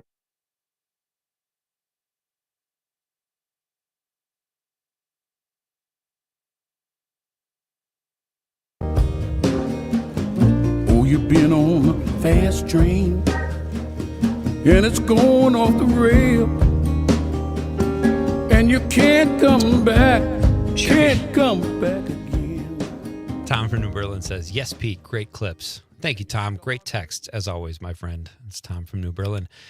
Sherry says, sounds like my high school days with my boyfriends. LOL, oh, yeah, yeah, yeah. All right. Sherry says in the 70s. And that Dazed and Confused took place in the 70s. That's where it was based, and it has great 70s music in it. That would be my popcorn pick of the week in honor of All Right, Matthew McConaughey's birthday. But right now, we're going to turn our attention to back to film and TV. But this next guy always sees a lot of stuff I haven't gotten to yet. That's why I love having him on the show. He's a great critic. Milwaukee-based film and TV critic Matt Miller joins us now on Nightlight. Matt, how are you? I'm doing great. I just got done with a workout, so I apologize to anyone watching the stream tonight and think I look like a wet dog. I smell like one too, so my apologies. Were you blasting your quads? I did. The whole body's been blasted. Oh, no. There's nothing left. Well, luckily, we can't smell or see sweat through the stream, so I think you're in pretty good shape here It's tonight. the best medium for me. Good on you for being healthy, yeah. Hey, let's jump right in. Actually, let's do this. Nicolas Cage is going to have his own film festival. Well, someone else is putting it on in New York called Nicolas Uncaged. 10 of his films will be featured. Where are you at on Nicolas Cage, and do you have a fave? I'm very high on Nicolas Cage. I think Nicolas Cage is a really good actor. I think even when The Wicker Man is a terrible movie. He's bad in it, but he's memorably bad in it. And, if you were doing a Nicolas Cage marathon, you'd have to include it because it's one of his most iconic, most memorable roles. I do think he's in this really interesting phase right now where a lot of directors really want to do interesting things with him. So you're getting stuff like Pig, which taps into the kind of sadness that Nicolas Cage can deliver while also delivering those kind of big moments that you kind of love from Nicolas Cage. You have Dream Scenario from last year, which was a really great independent movie that also uses Nicolas Cage really well. Even in a movie I didn't like very much, but The Unbearable Weight of Massive Talent, the Nicolas Cage plays Nicolas Cage movie, he's really fun in that. He's really enjoyable. There are very few times I've ever said to myself, a movie is worse because Nicolas Cage is in it. Right. There's been very few times where he has not been value add. It's cool too that he can do like Long Legs, where if his name wasn't on the marquee, so to speak, or on the video box, whatever you want to call it, I wouldn't even have known that was him. Like, talk about disappearing into a role. Yeah, and that's such a tricky movie too. The fact that that movie was sold with him in secret, basically, that Nicolas Cage was in it, but they didn't show you what he looked like or anything, and you didn't really know what the deal was. I mean, that is one of the big hits of this year, Long Legs. And it's a very weird, unconventional movie, and Nicolas Cage is part of what made that movie work and made that movie something people wanted to see. He is a phenomenon still, 60 years into his career, almost 70. It feels like 70. It's 60. He's like in his 60s now, right? I think he's early 60s. Yeah, maybe mid 60s. But he's one of those guys that can do bad films and it doesn't affect him. He's still like he's that big of a name where he's going to give you an Oscar performance even after he does 4 bad Netflix movies shot in Louisiana. Yeah, and he had that era where he had overspent a lot of money and he owed a lot of money in like taxes and he was like in a financially bad place and like he was doing a lot of direct video stuff and a lot of like media, like the Bangkok Dangerous Next era of just utterly forgettable movies. And those are the ones that came to movie theaters. That's not even talking about, some of the other direct-to-video stuff. And I think that obviously hurt his brand, but in a way that it was so memorable. He did not fade away. He did not burn out. He really became like a meteor across the sky, crashing to Earth, and now he's kind of rising again, which is very nice. Let's talk about another kind of iconic actor who has a birthday this week. We've been talking about him tonight, Matthew McConaughey. Where are you on the Matthew McConaughey career and his talent? I think his career is a little less interesting than it was 10 years ago, perhaps. I do think he falls into this very interesting category where Hollywood sees an attractive young actor and they're like, well, we need to make you a movie star. And they flatten out all of the interesting things about him. And they turn him into generic, Hollywood rom-com guy. And that's what happened to Matthew McConaughey, where it was like, he had that big debut in Dazed and Confused. And he had some of those early roles where people like, oh, wow, this guy's a movie star. He has natural charisma. There's something about him. And then they were like, How to Lose a Guy in 10 Days and Amistad and, Fool's Gold. And when he got older and when he had burned out, like when Hollywood kind of gave up on him and he kind of just became a character actor, that's when he became really interesting, popping up with Richard Linklater again in Bernie and doing Magic Mike and doing Mud and eventually, winning his Oscar for Dallas Buyers Club, which honestly might not be his best performance that year. I think I would rather he won for Wolf of Wall Street, even though I think that's a shorter, smaller performance. That is that's a classic Scorsese. Someone shows up for 10 minutes in a movie and just runs away with it for steals it. Yeah, exactly. And I think, a lot of actors fall into that category of, Colin Farrell, where it's like they really wanted to make him just a normal movie star. And then he gets a little older, gets a little, takes weirder roles, and all of a sudden he's an interesting actor. And you don't realize that, this guy had something interesting going on here. I think we quickly cross. Robert Pattinson is kind of an example of that, a kind of turbocharged one, where he's in the Twilight movies and they're like, you should be a romantic lead in soapy movies and stuff like that. And then he flames out and then he starts doing these indie movies. And he starts doing, stuff with Claire Denis, and he starts doing, stuff with the Safdie brothers. And you're like, oh, this dude has talent, and he disappears into movies. I want to see more of this guy. And now he's, an actor that people are excited to see what he does next because you're really not sure what he's going to do next. It's like they go through this movie star phase and realize I got to get back to being an actor, whether it's by their own choice or not. And when we have to do the news here, Matt, but I want to ask you about, did you see the movie Lone Star, Matthew McConaughey's brief part in Lone Star with Chris Cooper and Elizabeth Pena? Oh, that's a John Sayles movie, yeah, right? From the 90s. Yeah, I missed that one, but that's like a classic. I mean, I know people, that's a total blind spot for me, but it's great film. Director. I think you'd love it. And Nicolas Cage saw comparisons to Marlon Brando when he had a 5-minute scene with Chris Christopherson. I would love to discuss that with you sometime. So let's skip over that. And after the news, let's talk about what you've seen and what we have coming up. Matt Miller is here tonight on Night Light. Always fun when Matt is here. We'll have a lot to talk about when we come back. This is Night Light with Pete Schwaba. We'll be right back after Civic Media's award-winning news on the Civic Media Radio Network. Understand the difference between lovers and fake. So baby, I talk to you. To the talk of Green Bay, WGBW, home for the Todd Allball Show. You can always continue the conversation on social media. Share your thoughts when you find and follow Civic Media on Facebook, X, and Instagram.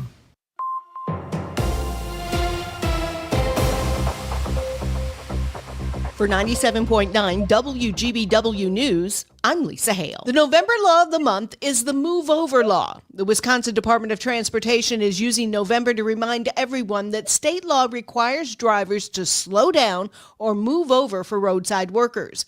Roadside workers include law enforcement, emergency responders, and maintenance workers with emergency lights on. 60 emergency responders in Wisconsin were injured by vehicles while working on the side of the road over the past 5 years. Nationwide, 32 roadside emergency responders were struck and killed in 2023. 40-year-old Jesse Vang has been ordered to stand trial on new charges related to the disappearance and death of 3-year-old Elijah Vu. Vang had a preliminary hearing in Manitowoc County Court Wednesday on 4 counts, including physical abuse of a child causing death and hiding a corpse. Vang's arraignment is set for November 18th. Vu's mother, Katrina Bauer, is also charged in the case with child neglect leading to death. She pleaded not guilty in November. Fond du Lac County deputies removed 70 dogs from a town of Calumet home Wednesday. Deputies were sent for a welfare complaint when they found the home in a deplorable state with unsanitary and hazardous conditions. Dogs in various stages of health were all taken to the East Shore Humane Association in Chilton. Fond du Lac sheriffs are continuing their investigation. A 70-year-old brilliant man was killed in a single-vehicle rollover crash in Calumet County Wednesday. Wisconsin State Patrol says the accident happened on westbound U.S. Highway 10 in the town of Woodville. A Village of Ashwaubenon committee is recommending tripling its fine for illegal parking to $150 in advance of the NFL draft coming to the Green Bay area in April. The full village board will have to vote on the new fines at their next meeting. I'm Lisa Hale, 97.9 WGBW News. On your entertainment beat, I'm Pete Schwaba. If you're looking for some post-election escapism, check out Apple TV's Slow Horses. The show follows a bunch of ragtag disgraced MI5 operatives led by Gary Oldman. Oldman is a disgusting, disheveled, gaseous curmudgeon, but a very nuanced character. I'm late to the party myself, having just gotten halfway through season 1, but it is very entertaining, and I love when I find a show where I have multiple seasons ahead of me for some serious TV binge watching. Over the last few years, people have been talking about films as content. That's a filthy word. It's not content, it's bleeping work. Those are the words of Paul Mescal, the star of Gladiator 2.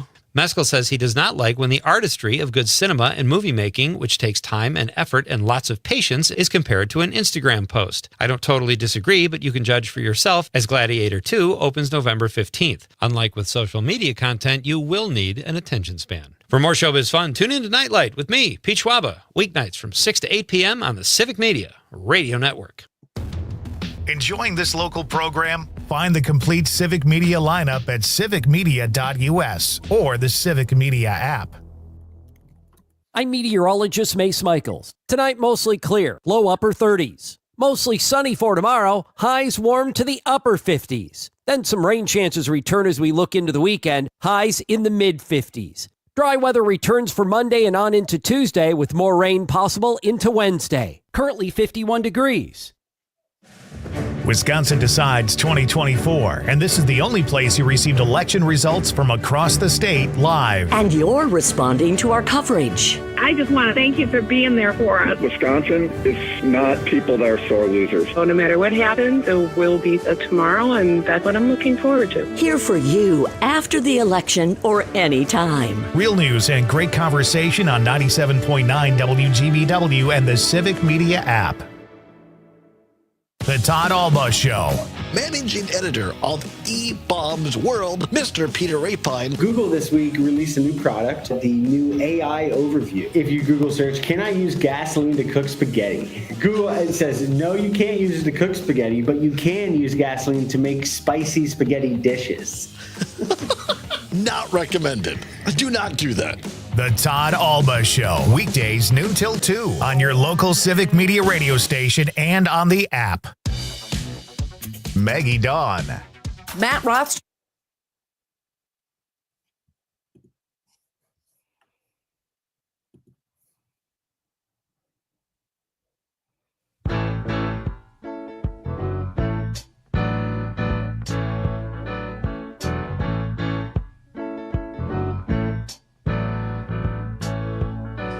Welcome back.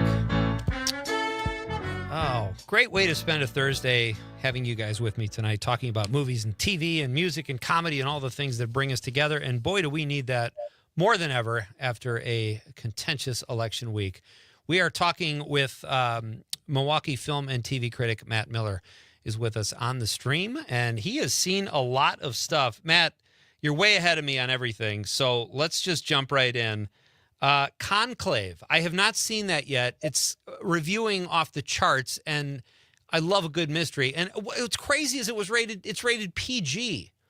A rare PG movie. A rare PG movie for adults. Oftentimes that's viewed like, I think a lot of movies try to avoid getting, like, they will throw in an F word. They will throw in something, because if it's a PG rated movie for adults, it's like, oh, well, that's kids play. It's the same reason why you don't see G-rated movies anymore, because a lot of people are like, oh, well, that's like literal like kids fluff. That's literal like moving color and sound for babies to like, and it's not true. Conclave is just a very well told, well assembled story about a Pope election, and it's really, really entertaining and gorgeously photographed. I was a little nervous because it's from the director of last year or 2 years ago's the Netflix All Quiet on the Western Front, which was a very heavy movie. And like it was very oppressive, and in a way that, you know, was purposeful, but in a way that made that movie a little one note and a little like, okay, what else have you got? And this movie has a little bit more, you know, of an interest to it. It's got a little more of a pop to it. It's got some really interesting visual stuff. Ray Fiennes is really terrific in it. You got, you know, John Lithgow showing up, delivering great performances. Isabel Rossellini shows up for like 2 scenes and destroys it. She may get an Oscar nomination this year for essentially 3 scenes. And I'm not going to. The world is a better place if Isabella Rossellini is nominated for an Oscar, you know? So I think that's highly recommended. If you're looking for a good movie, just a solid, sturdy. I saw someone compare it to Argo. And Argo's a good movie. I think a lot of people were like, does Argo deserve to be Best Picture? Well, it was a really good movie that year. It was good. I don't really have a problem with a good movie winning Best Picture. So I think Conclave is going to be one that's going to be sticking around for the next several months as we're in awards season. Yeah, I'm excited to see that. Another film you saw, I have not seen this yet, the new Tom Hanks, Robin Wright, Robert Zemeckis film, Here. Did not review particularly well. I love the idea of it and the concept. Did it land? And tell us about the movie. It unfortunately doesn't land. For those who don't know, it's a Robert Zemeckis movie told all from one literal camera perspective. He essentially puts the camera down throughout all of time, hopping between massive moments in history, between, you know, Ben Franklin and the Civil War to, you know, the first prehistoric era to the invention of the lazy boy, obviously the most important event of the past, you know, 2,000 years. And it just is all told from one perspective. And it's very interesting. It's not very good. It's got a lot of modern Zemeckis problems, where he gets married to de-aging people and the technology just doesn't work. It doesn't, the characters don't look younger. They just look uncanny. And like Robin Wright's voice still sounds like, you know, a 50, 60-year-old woman's voice. And like, you know, that doesn't work. And the time hopping doesn't really tie together in a way that feels really interesting. And it feels very stagey. You have people coming up to the camera essentially and like pronouncing things. And you as the audience member are watching this and you're like, why are you talking to a room of no one? If this is a realistic situation, you're just staring out at your kitchen.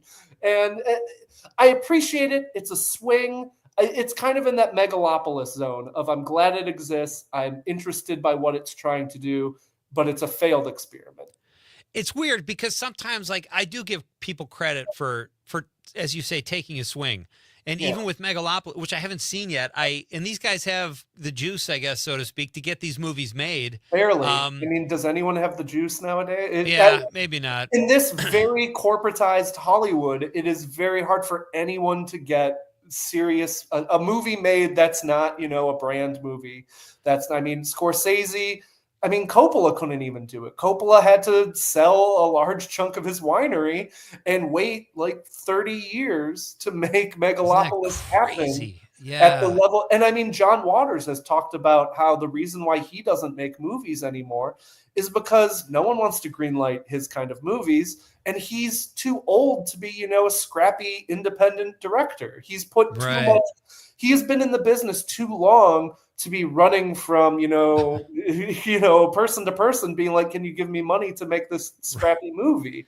That's a young man's game. Or a young director's game. So I'm glad these movies exist because it shows people are trying to do original, different things in this world of IP and, recognizable brands. I just wish they were better movies in a lot of cases. Yeah. What did you say in the movie here? It went back to prehistoric times, or were you being facetious? No, it literally goes back to all of that stuff. It hops around in time. I thought it was going to be more kind of Tree of Life, where it was going to go from, prehistoric times all the way through, like kind of more linear. And it kind of hops around a lot, which would be really interesting to kind of pinpoint these moments where it's like, oh, wow, this moment is happening in, 1960, and it feels similar to a moment happening in, 60 BC. And the script doesn't quite land those moments. Sometimes it does. Sometimes there's really nice grace notes, but it's a 2-hour-long movie, and those moments are kind of few and far between. My guest is Matt Miller. He is Milwaukee-based film and TV critic. Matt, you want to give a plug for your Substack? Yeah, go to my Substack. It's called A Man About Film. On there, I do a weekly blog posting. There should be one up tomorrow morning. This is going to blow your mind, but I didn't really feel like posting much these last few days. But it kind of felt a little silly to be like, anyways, let's talk about Smile 2's box office. But I should have a new piece up tomorrow, and you can find some reviews. Obviously, we're getting into awards season, so I'm going to have a ton of awards season content. It's going to be a lot of fun, and it's a new thing I'm doing, and hopefully some people will join for the ride. And you can follow Matt on Twitter at the same handle at A Man About Film, and on Blue Sky. If any people are on Blue Sky, I'm also A Man About Film on Blue Sky, which I will say is I have to check that out. A little better. Is it? Okay. Less Elon Musky. So that's good. Oh, that's always that's an improvement. My God. Every time I sign on to Twitter, I don't want to see his tweets, and I still it's not even a political thing. I'm just not that interested in what he has to say.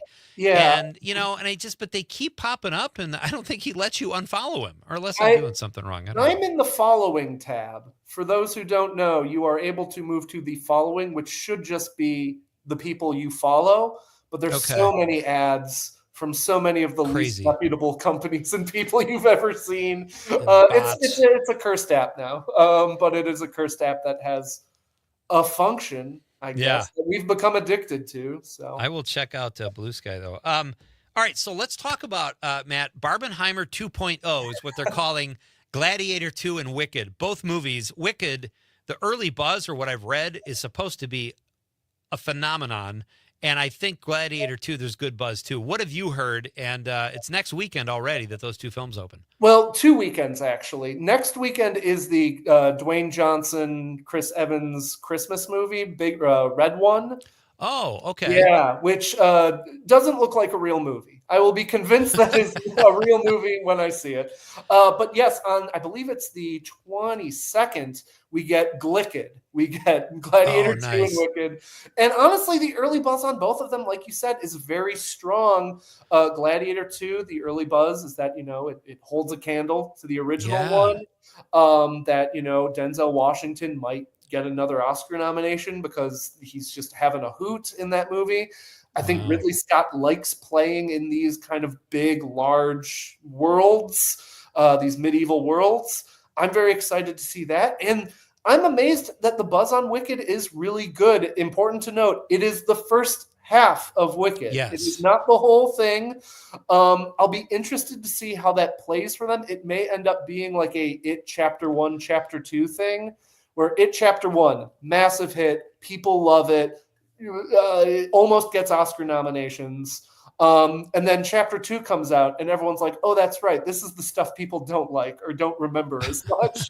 Like all the good stuff in Wicked is in the first act. If people have seen the musical. There's no, I guess they have original tunes in the second one. And that when I read that, I'm like, why are they doing that? But none in the original. They must be trying to compensate for something. I mean, they're going to have to, because again, if you've seen the Wicked show, that the second act is not a lot of the stuff you remember. Like the second act, is not, it's a little bit like second act of Stripes or second act or like final act of Full Metal Jacket, where it's like all of like, but at the same time, if this movie, if the one coming out 2 weeks from now ends with Defying Gravity and, Cynthia Erivo, who has a tremendous voice, tremendous actress, hits it the way we think she's going to hit it. And if I believe it's John Cho who's directing this, directs it the way he directed stuff like In the Heights. And, I believe, if he directs to his capabilities, then everyone should walk out of that movie theater just literally flying, because that song is incredible.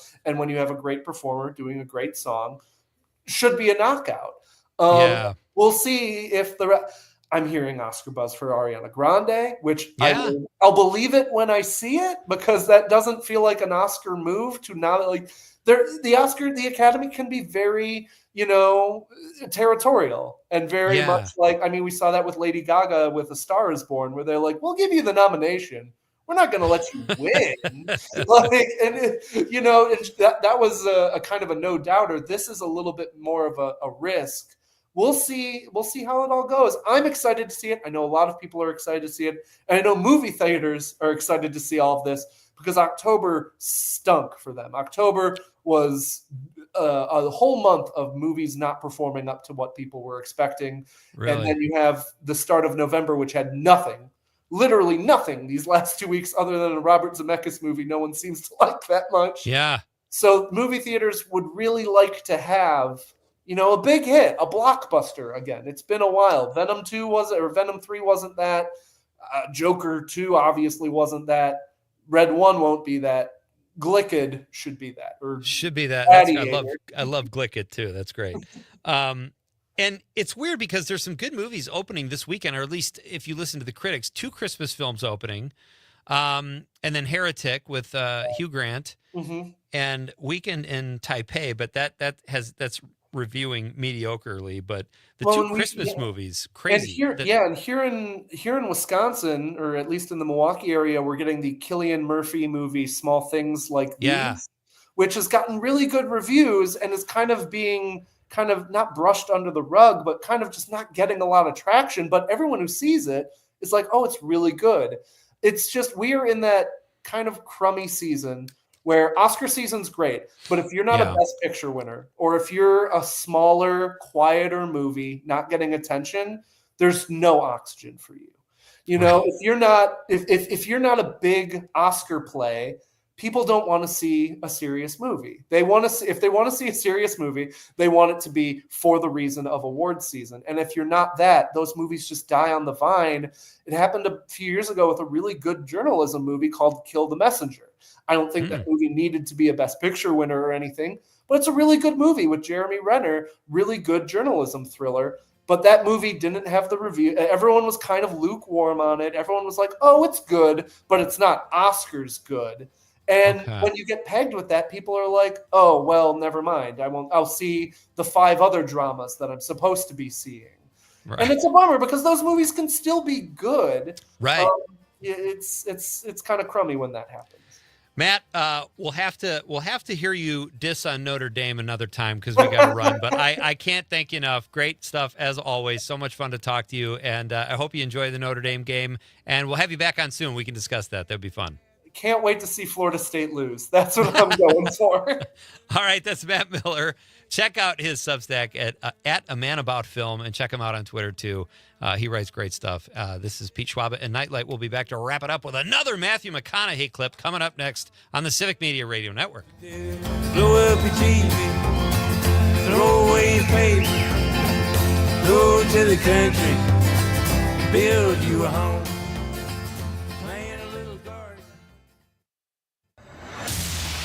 The Talk of Green Bay, WGBW. Hi, this is Jim Schmidt, your former mayor of Green Bay. You know, I've always cared about local issues. I still do. Join me on my new show, Lean Local, here on WGBW. I'll interview community leaders and elected officials, discuss the economy and development projects, and we'll talk about the future of education here in Greater Green Bay. As they say, all politics is local. So join me for Lean Local, Sunday at 1 p.m. on the Talk of Green Bay, 97.9 WGBW. When severe weather hits and the power goes out, do you have a plan? For reliable power and peace of mind, propane can do that. It only takes about 10 seconds for a propane-powered generator to restore power to your home. So no matter what Mother Nature has in store, you know you're prepared. Learn more at WIPGA.org. This message is sponsored by your local propane provider and Research Council. Doctors Without Borders is delivering life-saving medical care where it's needed most in communities around the world.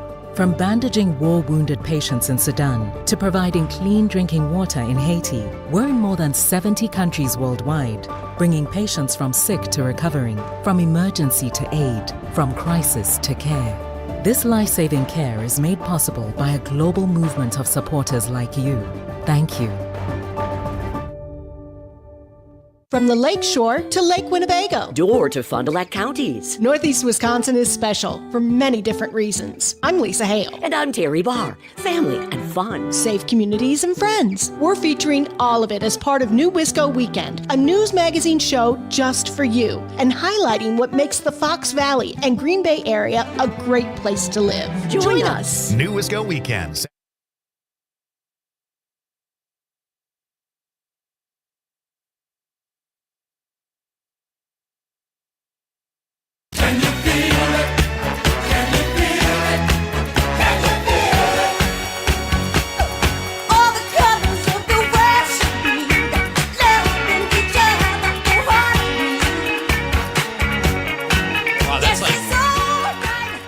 Like our last segment, we got like 5 minutes left, and that song just makes me want to keep going for another hour. It's a great song. It's a great song. There was an NBA team that used to use that as their like opening music, and maybe it was the Lakers. I don't know, but it was, oh man, I think I could dunk if I heard that song. I mean, you don't even have to have the lyrics on that. Just the the music behind, so great. That's my weight. I do a weight routine. I don't pretend I'm a weightlifter, but I'll do like 30 minutes a week of just like resistance training. That sounds like such old guy. That sounds like Mendelbaum from Seinfeld, you know. But I don't like to go crazy, but I'm told that I'm supposed to be doing resistance training, so I've been doing it for a few years. But that song, man, that will get you going. Yeah. That'll make you want to bench press a cow. Hey, Aunt Carla checked in. She says, hi, Conrad and Pete. Hello, Aunt Carla. Did Aunt Carla used to have a lot of famous boyfriends? Like Sherry? Yeah, yep, definitely. Chris Farley was one of them. Oh, that's a good one. Good Wisconsin boy. All right, so this has been, our discussion tonight has been, by and large, about Matthew McConaughey tonight, because I think he's a really good actor. And I agree with Matt, and I agree with a little bit of what Stuart said about his career. It's been kind of a weird career and like followed a path that a lot of actors do. You have some success, then they try to make a movie star out of you. The movies suck, and then you go back and do some really cool stuff, and people remember you're a great actor. So this is a scene from the film Lone Star, and I saw this in the mid-'90s with my wife. Chris Cooper is the star. Elizabeth Pena is his love interest and the female lead. And Chris Christopherson plays a really bad guy sheriff in it. And Matthew McConaughey plays Chris Cooper's father, who had to deal with Chris Christopherson and his immoral tactics as a sheriff. And in this scene, this is the scene I was referring to earlier where Matthew McConaughey was compared to Marlon Brando. You kind of have to see it, but his performance is great. It totally comes across in the audio, so I think it's a great scene to showcase his work tonight. And Chris Christopherson has just instructed him to pick up bribes from someone, and this is Matthew McConaughey standing his ground as the younger sheriff. This will be one of your pickups, buddy. First of the month, just like the rent. Get the car, Hollis.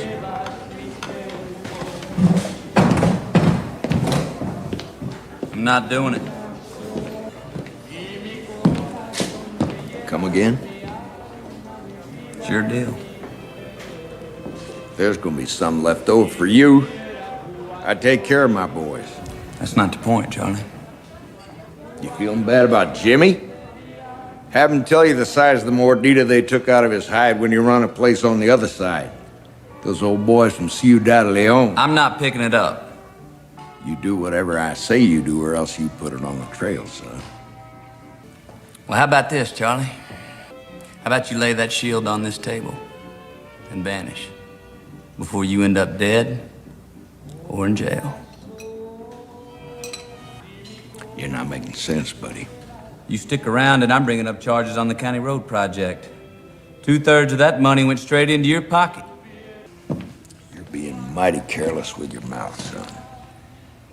You ever shoot a man who's looking you in the eye, Charlie? It's a whole different story, isn't it? You're fired.